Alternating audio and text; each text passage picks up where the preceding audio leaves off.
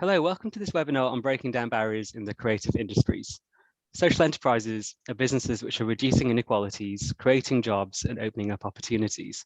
And it's hard to think of a better example of how they're doing this than Manchester-based social enterprise SharpFutures. So we're delighted then that Chief Executive Lee Stanley has joined us this afternoon. Thanks for taking the time to join us, Lee. How are you today? Before we start the interview, just a little bit on the structure of the webinar for those of you who've joined us. We'll be talking to Lee for around half an hour, maybe 40 minutes or so, and then we'll have 15 minutes for questions. You can submit your questions at any time using the Q&A button, which you should be able to see at the bottom of your screen. So brilliant, Lee, thank you again. Could you give us just a brief overview for those who don't know of what SharpFutures is all about, a bit about the work that you do and your social mission? Yeah, well, first of all, thanks for having me. SharpFutures, okay, well, so SharpFutures is a creative digital agency that supports young people from working class backgrounds into the creative, tech, digital and TV sectors. We do this in three ways. First of all, we have our Discover department, and that's really around kind of education. We offer all primary and secondary schools across the whole of Greater Manchester free tours of the Sharp Project. And if you've ever been to the Sharp Project, it's quite an amazing space to be in. It's quite unconventional. So that's really the idea, that we can get these young people in to see that these amazing spaces where people are hanging out, you know, playing pool. It's that idea of changing the tack on what actually work is for these young people.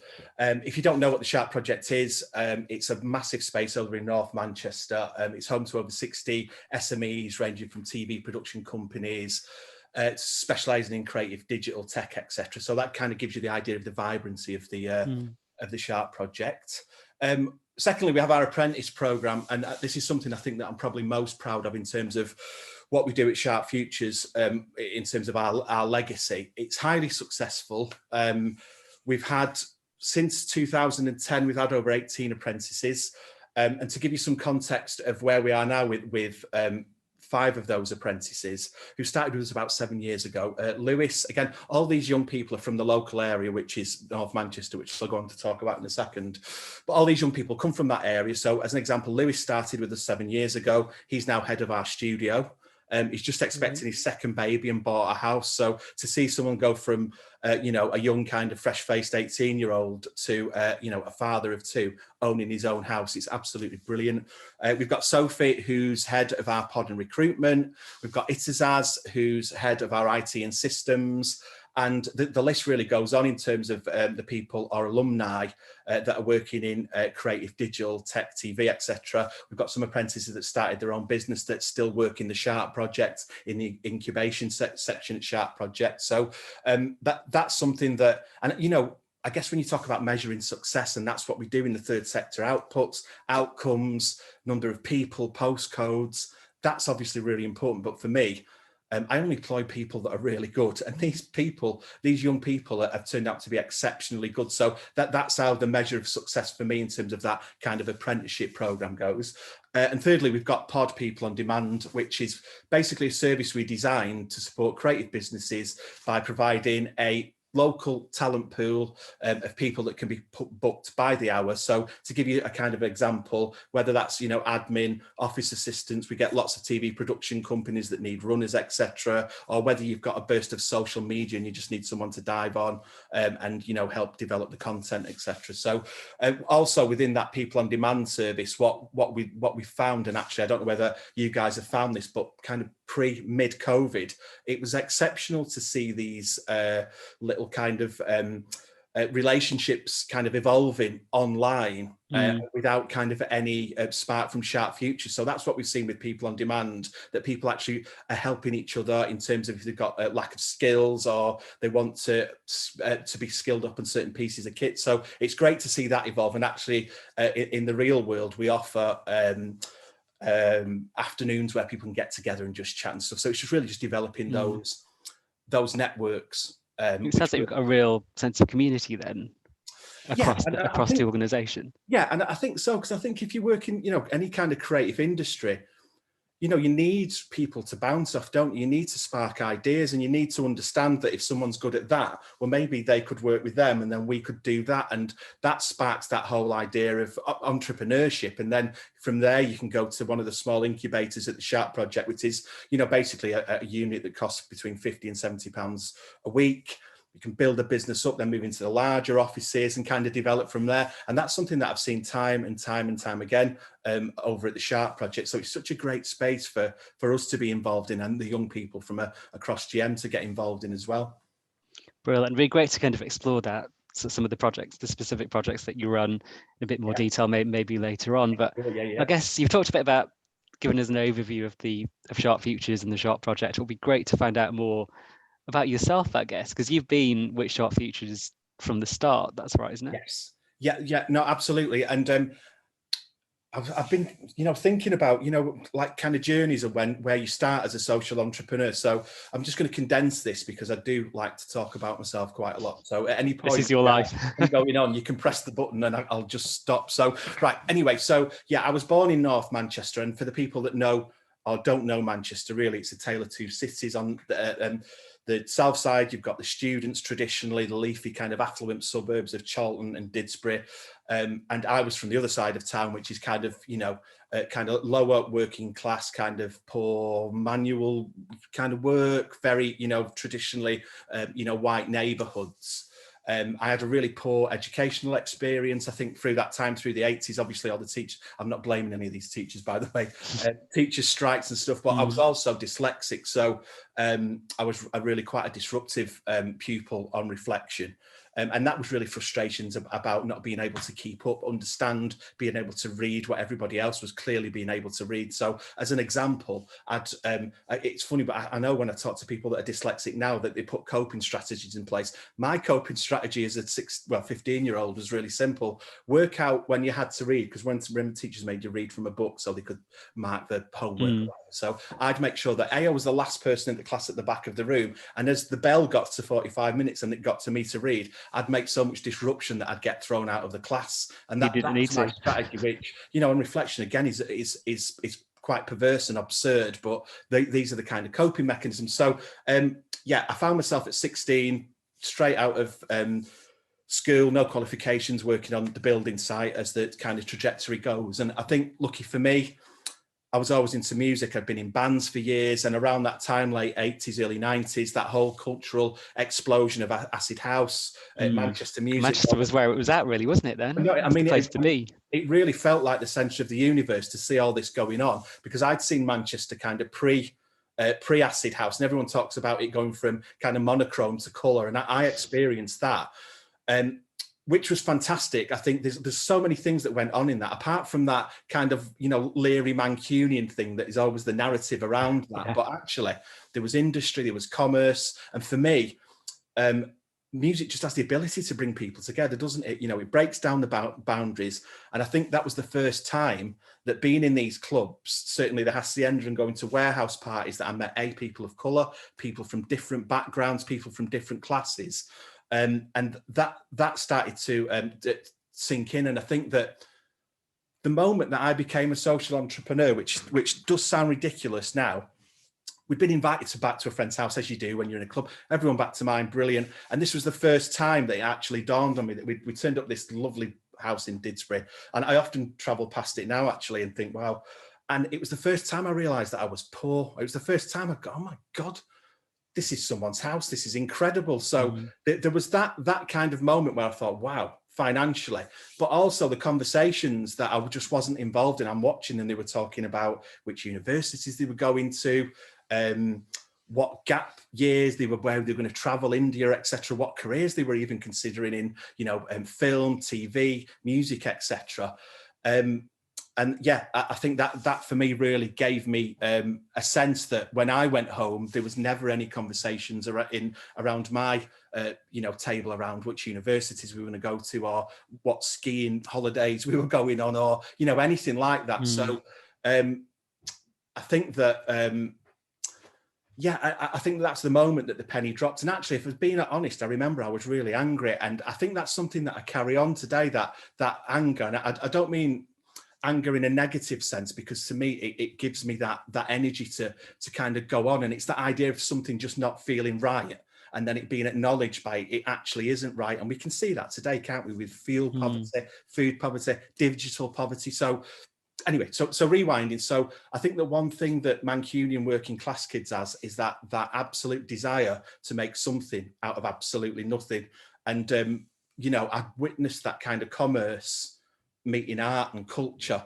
So kids that I knew that were making records, pressing records, selling records, screen printing designs on T-shirts, if you remember those, and on the 6 Day God Created Manchester T-shirts, selling them on market stalls, you know, designers that I work with that are now incredibly, you know, worldwide, global, you know, designers for designing sleeve work and artwork, etc., setting up management companies, you know, recording studios. So I think at that point I knew that, you know, I've just got to do something, and I couldn't possibly work on a building site because I was flipping absolutely rubbish at it. So so this was the plan. Really, it's quite a simple plan. When you're writing it on the back of a fag packet, the plan was dead simple. Set up a recording studio. I'd been in and around recording studios for years. I knew it attracted talent. B, find the talent, manage the talent, get the talent, the artists, record deals. So to cut a long story short, I'd made enough money to set up a recording studio. So around that time, I think that's what I actually decided to do. With the little money that I had, we set up a management company. Now, obviously, when I'm saying I and we, this is actually 50% of this and the success that we had in music and as social entrepreneurs is down to my wife as well. So I actually have to need to give her a shout out. But anyway, so yeah, that's where we were. We started managing artists. I was living and working in London, and you know, I've been thinking again on reflection, that idea of informal learning. I was just sat in recording studios all day long, 24 hours a day, sleeping on the floor, absorbing what I was seeing with all these amazing engineers, etc. And quickly to give you an idea of some of the artists that I've worked with and remixed. So I've remixed Busta Rhymes, Sly and the Family Stone, Lamb, done production work for Lily Allen and Dizzy Rascal, MIA, Roisin Murphy, made a load of house records and put those out as well. I've worked in some of the best recording studios in the world. I've toured with bands globally. I've worked with, and I guess this is the point about the idea of commerce. This was the first time, and I was thinking how ridiculous you're giving me hundreds of thousands of pounds worth of recording and publishing money in order to manage artists. But that's what we did. You know, we produced albums that were on time, under budget. We, you know, secured publishing deals. And back in the day, that, you know, we were talking hundreds of thousands of pounds. Obviously, that's not the case anymore. So I kind of had that and understood that. What fascinated about me about my music experience was, again, I was always acutely aware of where I'd come from, and I'd gone from this world of having nothing to having taxis taking me anywhere, staying in any hotel I wanted to, food catered for, everything. It was working with these massive names, yeah. Well, you know, it wasn't. And there's that point, isn't there, where you know, you pinch yourself. And to be honest, Johan, there was never a point where I thought I arrived. And I think that. I think it's David Baddiel and Skinner talk about the difference between, you know, that kind of working class done well and the middle class done well, is that you, as a working class person, you're always looking behind your shoulders, think, I've got to keep the door open, something's going to come on top at some point. Whereas middle class people, I guess, have that confidence to go, that'll be fine, we're going to move forward. And for me, even when I'm in the middle of it all, thinking, wow, this is amazing, it was still that thought that at any point it could stop, because of my kind of previous experiences. That restless energy, yeah. I'd learned that obviously there was different cultures, different classes, but I'd kind of moved up from your kind of lower middle class in the kind of nice areas in Charlton and Disbury, excuse me, to then working in the music industry that was, you know, populated really by, you know, that kind of upper middle class, privately, publicly school educated, generally white male. And, you know, it's no fault of theirs, as it's no fault of mine, coming from the, you know, the area that I come from. But if I was being honest, at that point, around kind of 2003, 4, I was getting a little bit tired of the business of it rather than the creative side of it. And then, you know, as life does, throws you curveballs. With around that time, both my parents got ill. They got both seriously ill. And within 1 minute they were fine. Within 18 months, they both died of cancer. And obviously for me, that's like such a massive shock. But I think actually, again, you know, one of those moments where the penny drops again, it was another kind of step up the ladder for me in terms of looking at social enterprise or becoming a social entrepreneur. And yeah, I think that kind of anger transferred, and understanding that, you know, if you're from North Manchester, and North Manchester is the highest smoke-related deaths in Europe still, okay? If you live in Harper Hay, which is 2 minutes from where I live, as an adult male, you live 12.6 years less than someone in Timpley or some of the you know, the more affluent suburbs of Manchester. And for my parents to become a statistic, yeah, you know, it really then forced me to think about what it is that I was doing, and was, you know, kind of running around the world having a good time, kind of where I wanted to be anymore. And I think as you get a little bit older as well, there's different considerations, I guess, aren't they? So, I mean, I guess people often say they want to give back. And, you know, that's a tact, isn't it? When someone says you're a do-gooder, people go, there's a do-gooder, you know, and that I don't know, it irks me anyway, but I never had that feeling of doing good. I just wanted to use all my experience that I'd had, and that vehicle of kind of social enterprise where kind of, you know, commerce meets that second bottom line, the bottom line that isn't all about the pennies and the pounds. It's about something else, something more than that. And I guess, yeah, I've always worked with talent. That's what I've always done. And it's no different now. Fast forward to, you know, SharpFutures, of finding these young people, these incredible, and look, you know, the thing is, it's not a quota system for me in any sense. If I'm chatting to a young person and I can see the passion, because I've interviewed so many young people, and when they start leaning over the interview desk and showing me the latest video they've just cut on their iPhone, it's like, brilliant, you'll do for me. They may be raw, they may be rough diamonds, but fundamentally there's that absolute desire to create. So that's, you know, for me, that's a massive tick, and let's kind of see where we go from there. So it's just an ideal platform for me, social enterprise. I mean, who gets to in their lifetime make an intervention in someone's life and go, right, you're coming with me, and this is roughly what you're going to kind of do. It's up to you to make the most of it, because there will be hand-holding, but not to a massive degree. So for me to be able to do that on a regular basis, you know, on a daily basis, because it's a serious business as well, isn't it, Shan? You know, telling someone that's a young person, this is what we're going to do, I believe in you, and actually, if you follow this kind of rough path, this potentially is where you're going to end up. So yeah, that's kind of brought it up to date. So all those points through my life, I never knew that it was going to take me here. And if I'm dead honest, you know, it's great working with artists and sitting in studios and eating fine, you know, drinking fine wines and foods and stuff, but it's nothing like, you know, the feeling you get. So I get to work with this team that I've got at SharpFutures are absolutely amazing. I work closely with a chap called Ewan Vidicum Wallace, who we have this conversation where it's the Friday feeling, where I know he's going to ring me up and tell me something amazing where one of our young people has just got a job, whether it's at Channel 4 or they've picked something else up or converted a sale. And it's just, I'm just so lucky to have these people around me, because I know it isn't just business as usual for these people. It's how can we help these young people and how can we kick them along? And that's what everyone at SharpFutures does. So yeah, I'm just dead lucky. I love doing this much more than I ever did making music. So that's yeah. Brilliant. And thanks so much for sharing so much about your life. It's really interesting to hear. You've talked about this already a bit, just through your own experiences, and I guess SharpFutures, you know, I think when we had a chat last week, I think it was, you were talking about the class ceiling, and Yes.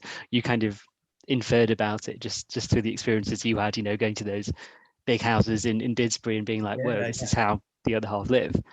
What would you say are sort of, and again, you've kind of mentioned this already, but maybe looking more broadly, what would you say are the main barriers that people face in entering the creative digital sector, and why does it feel shut off from people who are from sort of low socioeconomic backgrounds, and also minority groups as well? Because there's so much talent, potential talent, I guess, that's going to waste. Absolutely. And I think that's another thing as well, Shahan, is that, you know, all the people that I grew up with were the fastest witted, sharpest, funniest people that I could be around. And I don't know why, but I often think of them in different scenarios. They'd be writers. I mean, they could flip and be staff writers for Saturday Night Live. They were, you know, they're that funny, but that chance is never going to be there. So I think the barriers are, you know, it's difficult to define. And if I look at any report around this kind of social class, working class people, etc., for as long as it goes back to kind of 1975, it's always the same. I think the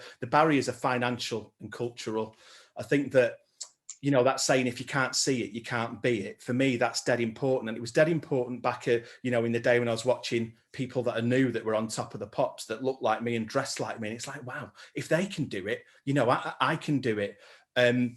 So I think that that cultural kind of gap, and actually, I don't know if you've read Poverty Safari by Darren McGarvey. He talks about it being this kind of chasm, and you know, it's a great illustration, I think, and that cultural gulf, the expectation of middle class parents and their kids, and the expectation of working class kids and their parents, to me, demonstrates in terms of social mobility. There hasn't been a slight trend up. It's not even stayed static. It's actually, you know, it's gone down, and there's lots of Sutton reports. There's loads of reports that you can read, but I can see that from my experience. So that idea of that cultural kind of chasm just really rings true to me. And I think secondly is the financial implications. I mean, you know, it's just exacerbating, isn't it? There's so much money with the seventh, you know, largest you know, country in the world in terms of like finances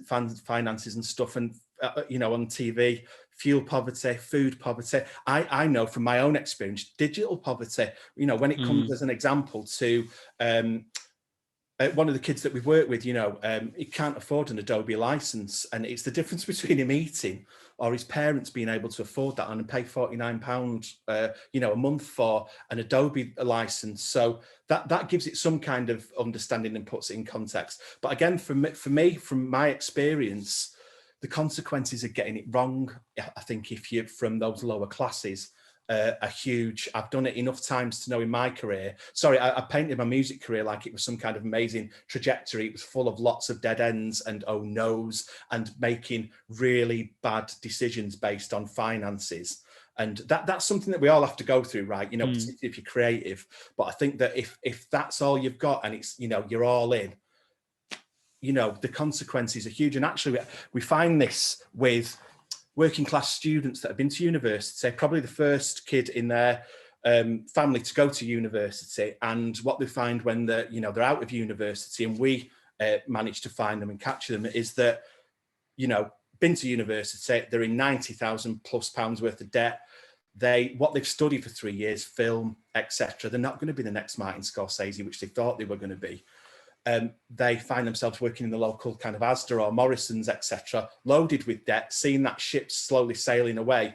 And for me, that's the really important intervention that we can make at SharpFutures. We can do that with our people on demand service by saying we've got all these gigs coming up with the gig economy, but actually we can work around whether it's caring, whether you know, you're working full-time shift patterns. So that's what we try and do with that. And again, we've got some amazing success stories just based on us, just a little nudge this way and bringing them back in to that creative world. And again, you know, coming back to that idea of, you know when you're with your tribe, don't you? These are my tribe. I feel comfortable here. We're creating, we're doing, and you know, you're not going to get that if you're creative.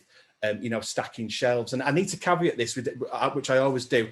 Loads of my friends stack shelves, loads work on building sites, and there's clearly absolutely 100% nothing wrong with that. And I'm really careful that I don't sound like I'm some kind of patronising, you know, working class hero that's talking nonsense. So I think that's really important. So I see that the barriers at every point, every day. And it's consistently those kind of same messages. Now, I guess we could take a deep dive. You could say, well, maybe there's some kind of not necessarily conspiracy theories around why these working class people don't get the opportunities. But I'm going to keep it clean and move. Or we can talk about wealth and power and where it is in society for ages, can't we? Of course we could, yeah. And I'd end up down a rabbit hole that I need to get out of. So yeah, that in terms of the kind of summarising your answer, I think it's definitely financial and ultimately, you know, cultural. So as a kind of, as we've been talking throughout, and as I alluded in the intro, like SharpFutures is all about breaking down those barriers of access and opportunity. Could you tell us a bit more about some of the core programs that you run and how kind of practically you you address those barriers. You've mentioned going into schools. I mean, that's fantastic. Or ensuring schools come and see the studio, so Yes. So kids know this. I could do this, and no, this organisation can absolutely. help And me. what's great about that is in terms of our core offer at SharpFutures is when we have those students now, hopefully year 10 and year 11, because what we found, because we've been around for so long, and this is great in terms of like raw data, it isn't anecdotal. These young people had a tour around the Sharp project.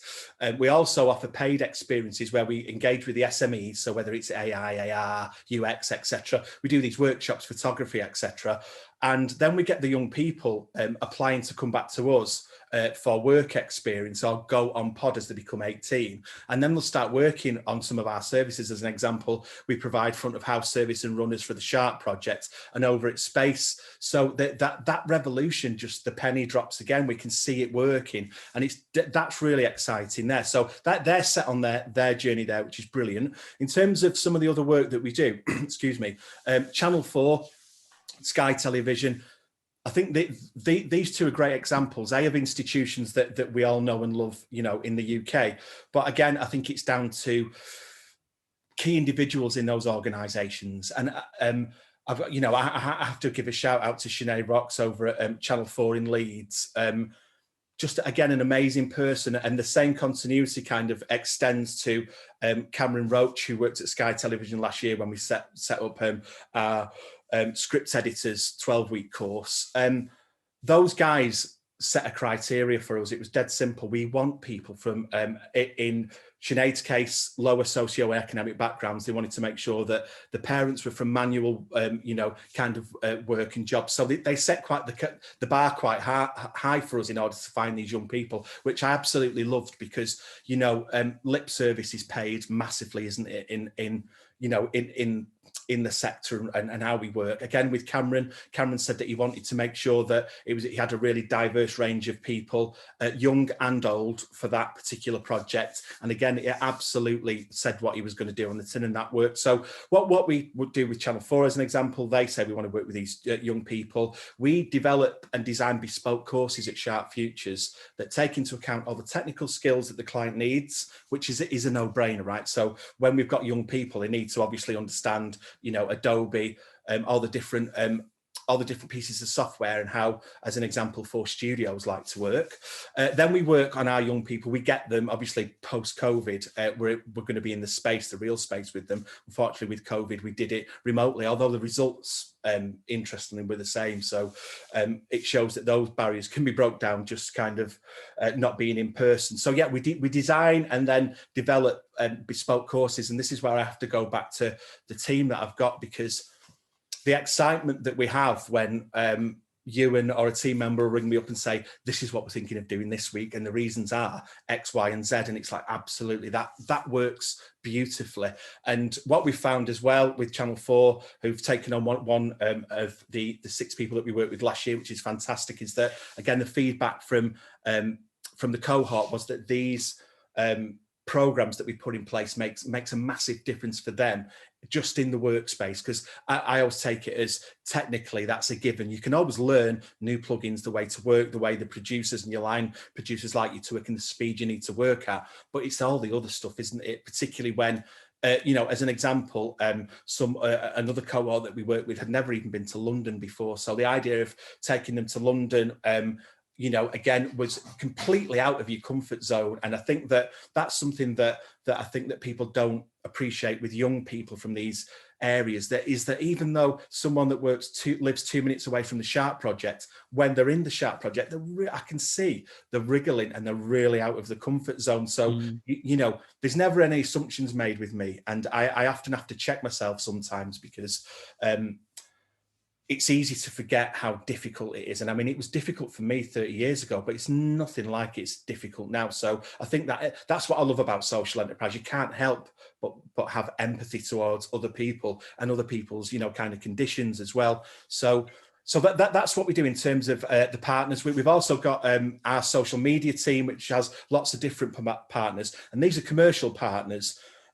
We work with OurPass, which is fantastic. It's a social enterprise that offers free bus travel for people for young people between the ages of 16 and 18.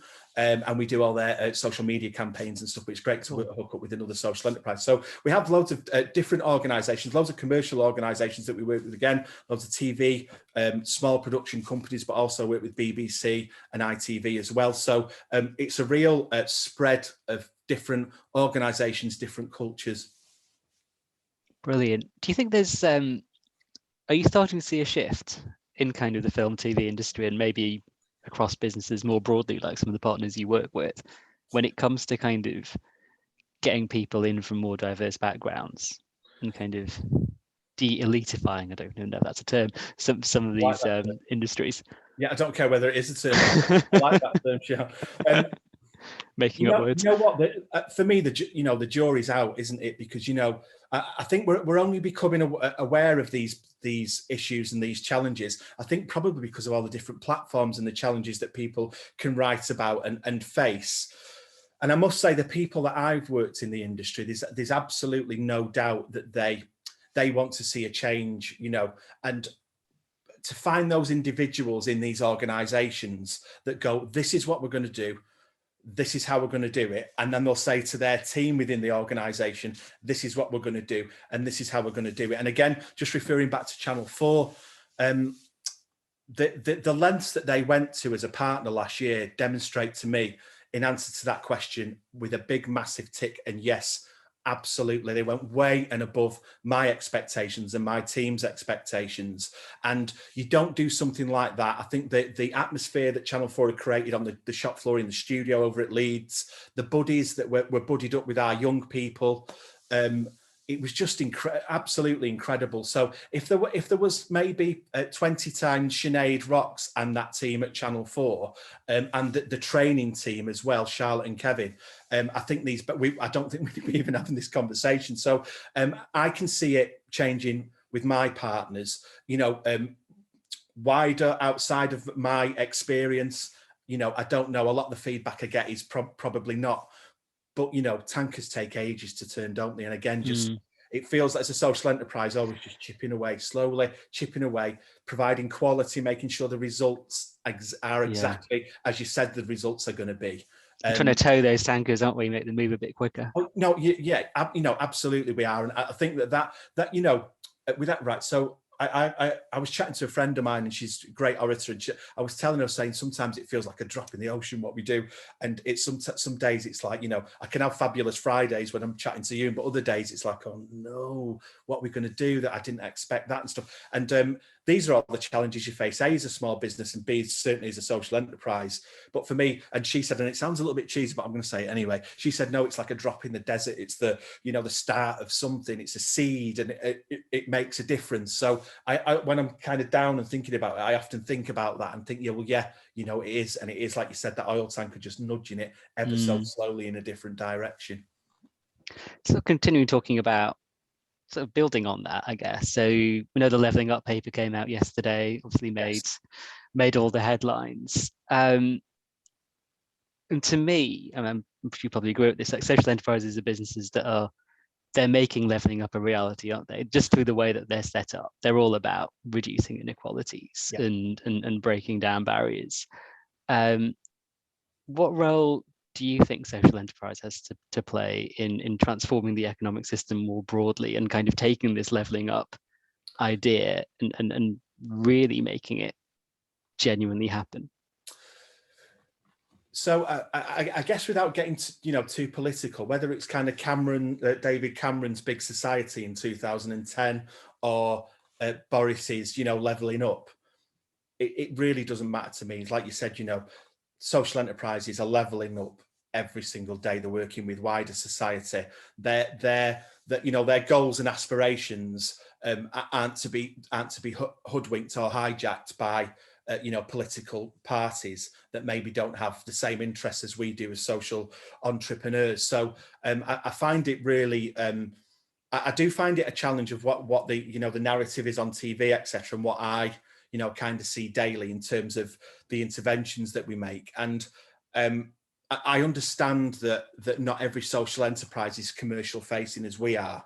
So the boundaries around that in terms of grant funding and the scaling up of organisations, 100% is a challenge without a doubt. So, and that's why I wanted to with SharpFutures, just turn it away from that and see if I can use my experiences, you know, working in music business to keep it as a purely commercial a partnership and exchange. So that when it comes to grant funding or, you know, the scraps of funding that they throw out, that means that social enterprises can't work together because we're all bidding for the same, you know, money and stuff.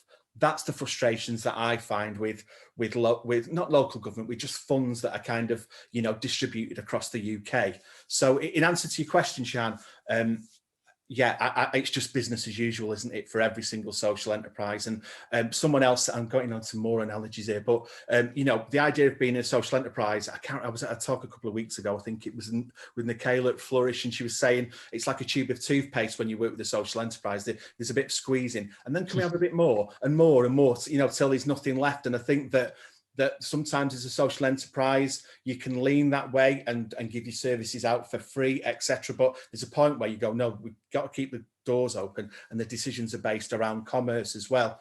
And that's what I like to do, and that's what I want to do with social enterprise. So that when any government changes or the narrative changes or we're putting 50 million pounds into the Northwest, you know, we're never going to see it as a small social enterprise. So, you know, let's take our chances in the commercial world. What would you say are the main challenges that you faced at SharpFutures? Because we've talked a lot about the great work that you do, but I guess some of the people on this call, probably there'll be a lot of social entrepreneurs, social enterprises on this call who'll be interested in knowing kind of, what have the main challenges been in setting up a social enterprise, both within the creative industries, but also more broadly, you've touched on kind of chasing the same pots of funding. And so you know, when somebody else acknowledges your kind of mad thoughts just before you go to sleep at night. So I've been thinking about this last year, and when COVID had struck, and I was thinking that there's loads of social enterprises in Manchester that are just incredible. Reform Radio, Nicola over at Flourish. I'd love to work with loads of social enterprises, much more than I do at the moment. And actually, you know, just that brief conversation off air that we had, I actually thought to myself, wow, you know, the time that I spend with Social Enterprise UK or anyone is so limited. And actually, that's a challenge I would love to be able to break down, manage my time more efficiently, so I can just go and have these conversations with more social enterprises. I think the challenges that we face, there's just so many, from setting up, I guess for me, the constant running theme had been certainly through SharpFutures, is the grant funding model. Now, look, there's nothing wrong with grant funding. It starts the journey, right? Without doubt, it starts the journey. But I think that the pitfalls around that are definitely the amount of grants that are around, B, the criteria that you fit in for those grants, C, the fact that everyone's going for that very small pot of money, and also it's the grant. Now, I'm sure I know that you've heard this a million times, but filling in those applications, you know, it's literally a moving target. I might as well, you know, just be throwing, darts at a dartboard, because whether you're going to get it or not, you don't know. And the investment that goes into taking the time to fill them out, right? So absolutely, and this is the challenge that we face as well. I've chatted actually to the social enterprises I've mentioned. This is always when I'm on the phone to them, and it's something that we discuss a lot, is that the simple time it takes to bid write. If you hire a bid writer, you don't know you're going to get it, so that costs money. Then once the bid's written and you think that's going to go great, bang, put it in, see what happens. Then you find out that everybody else has gone for it. And then they'll send you back the reasons that you didn't make it. And then I think, well, as a business, as a social enterprise, how on earth are you supposed to plan? There's no forecasting, there's no planning. And also the rub for me, and this is where, when you work with commercial partners, they understand the value of the proposition. This is what we're going to do. This is the high quality service we're going to provide. And hopefully these will be the outcomes.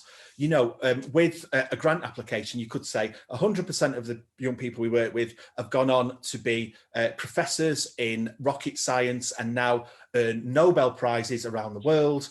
And then when it comes to the next grant fund, they go, no, thanks, we're off somewhere else. And it leaves you kind of scratching your head. And for me, personally, the frustration and the frustration of the team.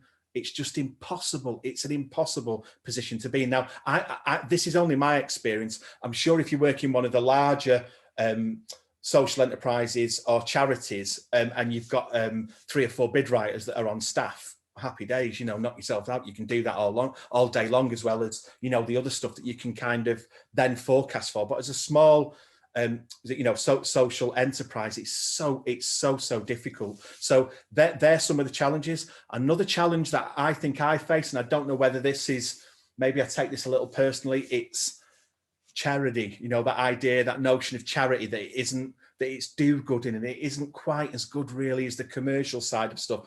Not everyone that I work with cares that I'm a social enterprise, and that's absolutely fine by me, because I believe all our services are 100%. So whether it's commercial or a percentage of that, well, all the money we make goes back into the business anyway. So we don't have any shareholders. We've not got any yachts in the Bahamas or whatever. So all the money comes back in.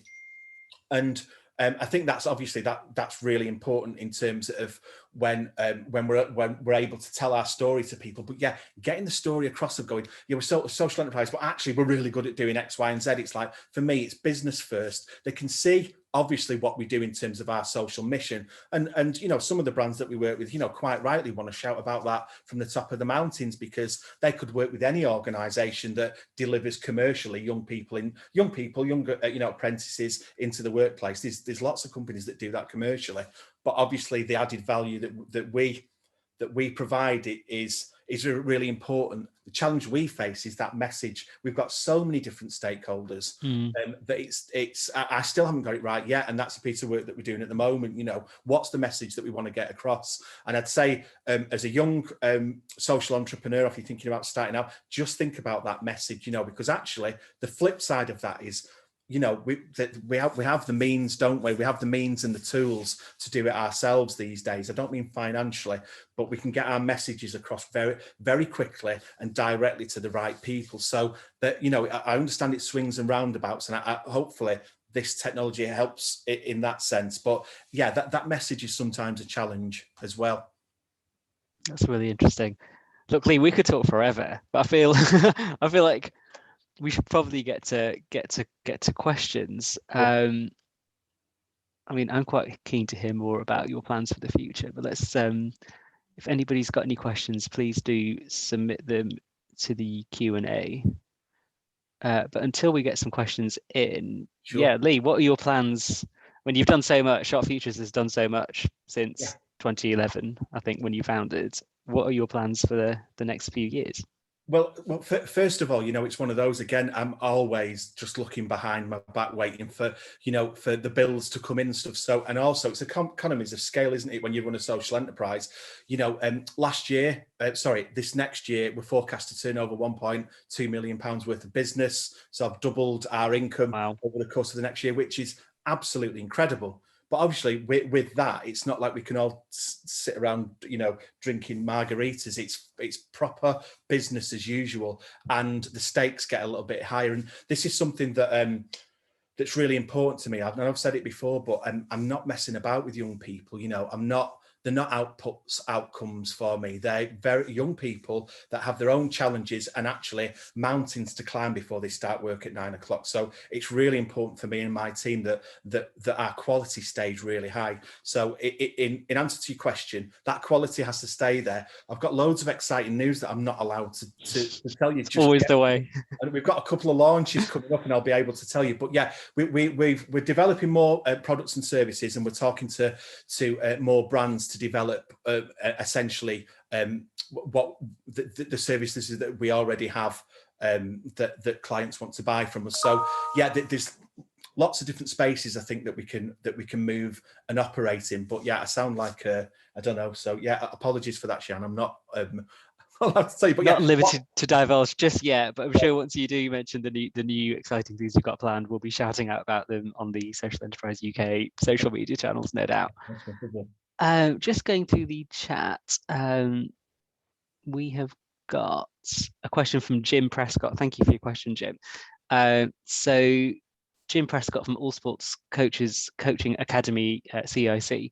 Having started our journey working with military veterans 2 years ago to support children with mental health and well-being needs, what advice would you give to help me engage with social investors that could help us make up for 2 lost years and scale up at pace to address the issues facing children?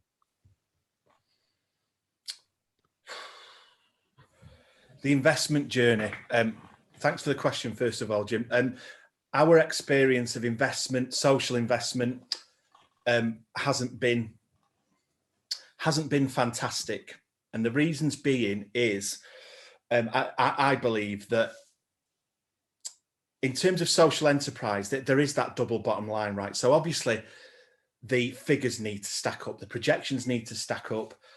I found in my experience that what we said we were going to do a year and a half, we were in an investment phase just before COVID for a significant-ish amount of investment.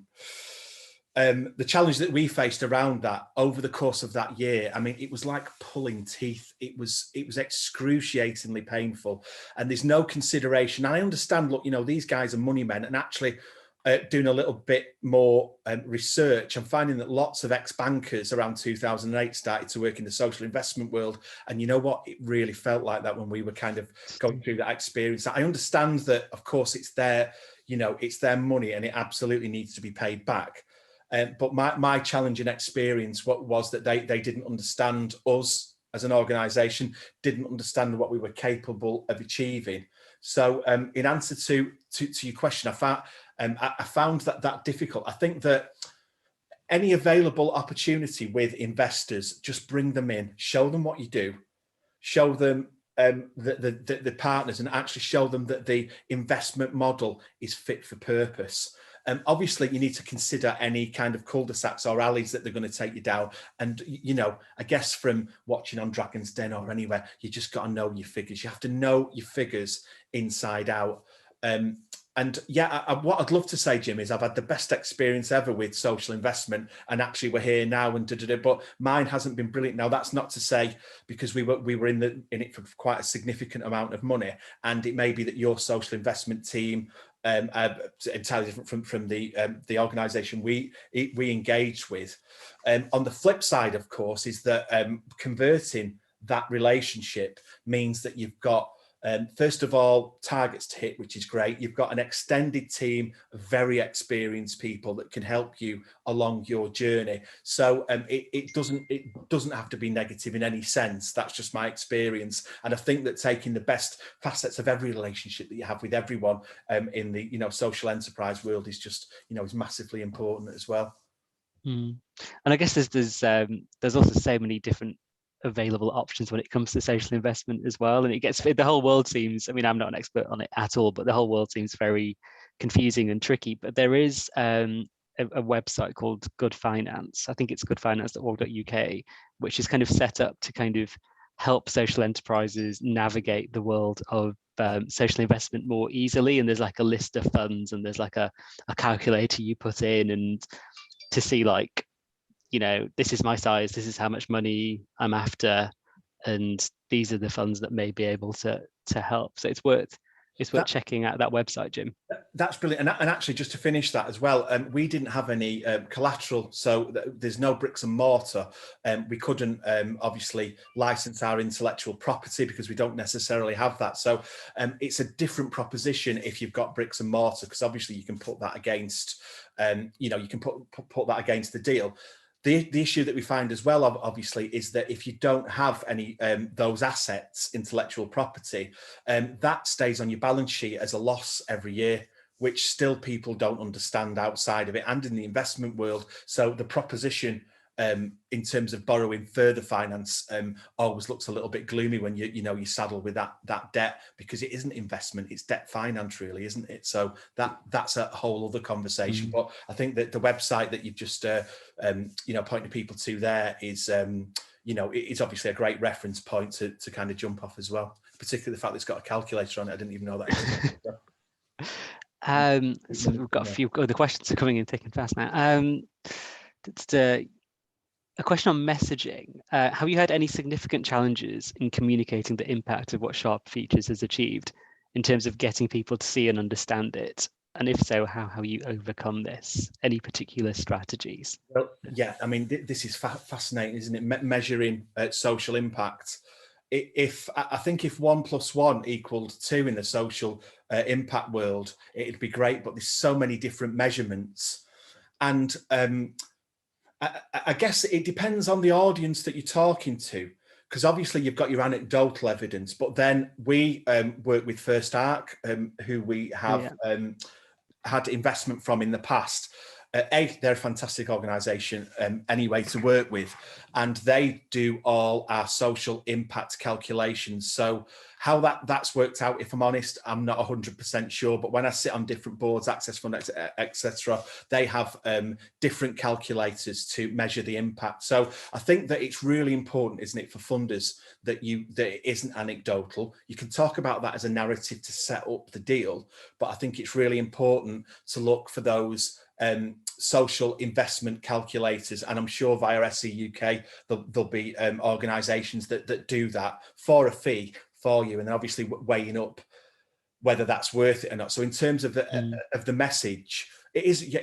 There's no doubt it's a challenge, because first of all you go, well, I'm a social enterprise, and they go, and what's a social enterprise? And sometimes people take umbrage to the fact that you are a commercial entity that all its profits go back into the, into the community that you serve. So I think I still think it's difficult to get that message over. And honestly, again, when I sit with my team in terms of our comms and our communication strategy, certainly I think with SharpFutures, we're looking to work with external, PR and marketing firms in terms of strategy, because it's really difficult to get that message, that message across. So it's a challenge. There's no doubt it's a challenge. And I don't think that people get it 100% right. But I'd certainly say absolutely make sure that in terms of that, that calculator, that you've got that hardcore data to go, this is what we got paid to do. This is what we delivered. It's all there in black and white. And actually, I think for every pound that you spend with SharpFutures, £12 of it, is recycled,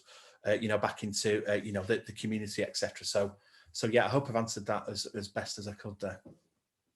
Well, that actually leads quite nicely onto another question from an anonymous attendee on kind of this potential lack of understanding as to what a social enterprise is. So not only in terms of impact, but, what is a social enterprise?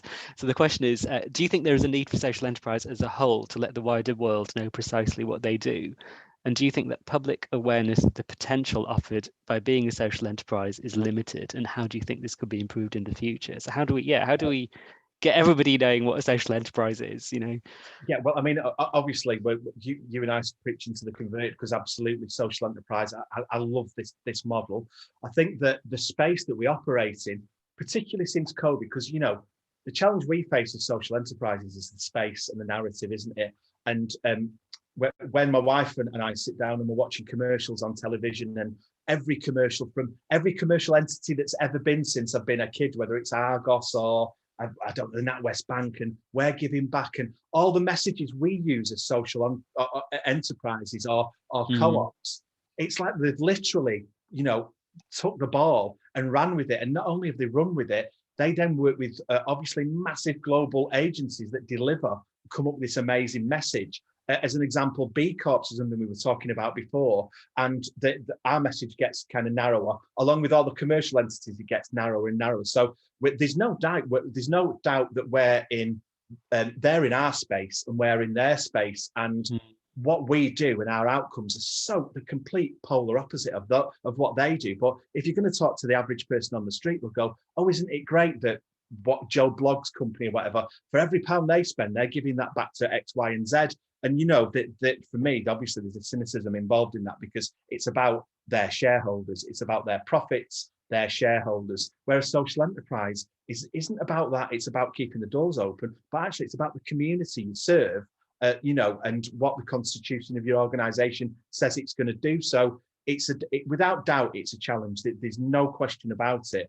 And I think with social enterprises, we're not going anywhere. In fact, as a movement, we are growing. So, and I think, I don't know, maybe it's COVID. I don't know whether maybe people's ideas have changed of what, how you treat success, and how you feel about, success. But I do feel like there's a slight change, but forever we have to keep the message up and keep that message strong. And that, obviously with any, I guess with any group of people, you're stronger together. So that message is still, it's more important today than it's ever been. I mean, just last night, reading the news and what's coming over the hill for people from these lower socioeconomic backgrounds. I mean, it's beyond grim. So we have to keep doing what we do. Do you think we should have a big public awareness raising campaign, do you think?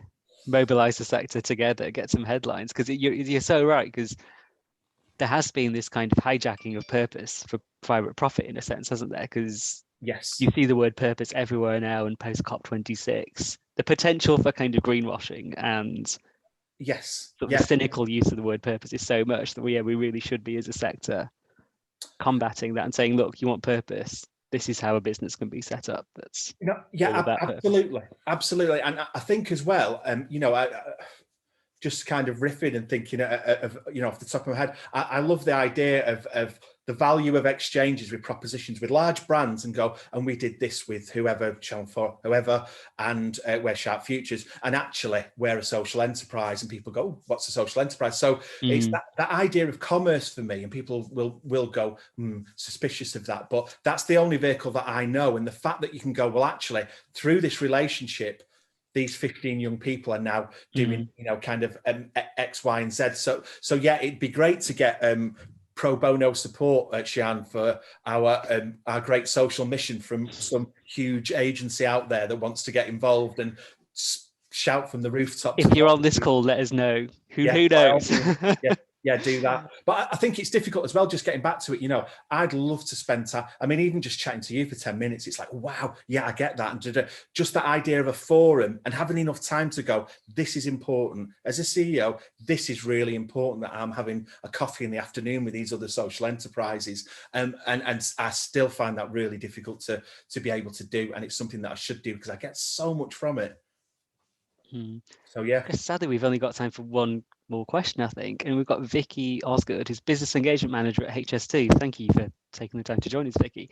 So we're looking to engage social enterprises in our supply chain, but opportunities have to go through procurement portals, and they're doing what they can to engage organisations in different areas of the UK, but find that many smaller social enterprises aren't geared up to make bids on these platforms.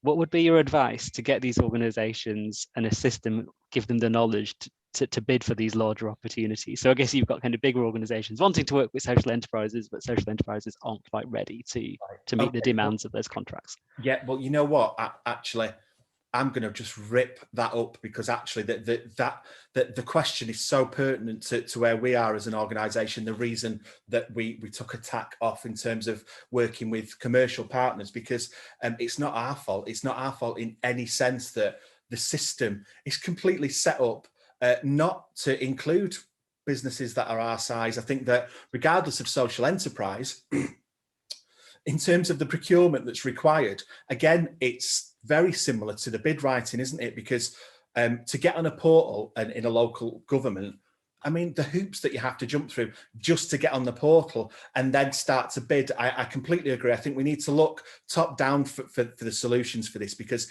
I think if you're an international construction company and say the value we're going to add for this £15 billion contract is X, Y, and Z, it's marked up, isn't it? It's scored. It's fantastic. When we bid for a drop in the ocean as part of that contract, people go, well, they haven't scored this, they haven't scored that. The way procurement's put together, where one person scores it and gives that case to another person that then scores it, there's no common sense approach to it. It's absolutely frustrating. And I know from other social enterprises that I've spoke to, and I guess that, the real...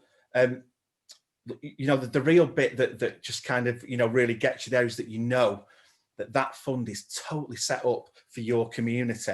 And it's like one of those anxiety dreams that's just always out of reach. And actually the reality of it just being out of reach is like the grant filling application forms, is that you've got a business to run and you can't base your forecasts on it. So I love the idea of getting social enterprises involved in supply chain, because what that means is that you can put your flag in the sand and say, these are the services, these are the great quality services we provide for X, Y, and Z. And again, it's that conversation of, oh, and you're a social enterprise. Well, absolutely, this is the work that we do. So it always adds value, and that's where social enterprise for me works. It's like commercially, brilliant, but look at the value that we're adding to it. And you know what, you can be cynical and say, well, you're only in our supply chain for the PR that you get out of it, large brands. And for me, it's like, by all means, absolutely, that's fine, because the value and the exchange, you know, it is intact. It makes complete sense. So I feel, you know, I really feel your pain when it comes to procurement, but it has to come from local government to say, we see all these amazing social enterprises, they need to be involved in the supply chain, so we're going to do X, Y, and Z. And I know there's a piece of work actually in Greater Manchester that's looking at that again, so it'd be great to find out where that's up to it, and actually see the results of these smaller social ents doing, you know, doing it on that scale. Brilliant, thank you so much, Lee. I guess that's all we've got time for. We've gone to an hour, which is brilliant. Yeah, thank you so much for taking out an hour of your time to talk to us. It's been brilliant. Oh no, it's a real pleasure. It's a pleasure to meet you, Shahan, as well. Like I said, just the 10 minutes that we kind of had snatched. It's just brilliant to, you know, chat to like-minded people. Oh, cheers. And thank you to everybody for joining us as well. We'll share the recording with all of you afterwards as well. And yeah, if you've got any further questions, do get in touch with us. Brilliant. All right. Take care. Bye.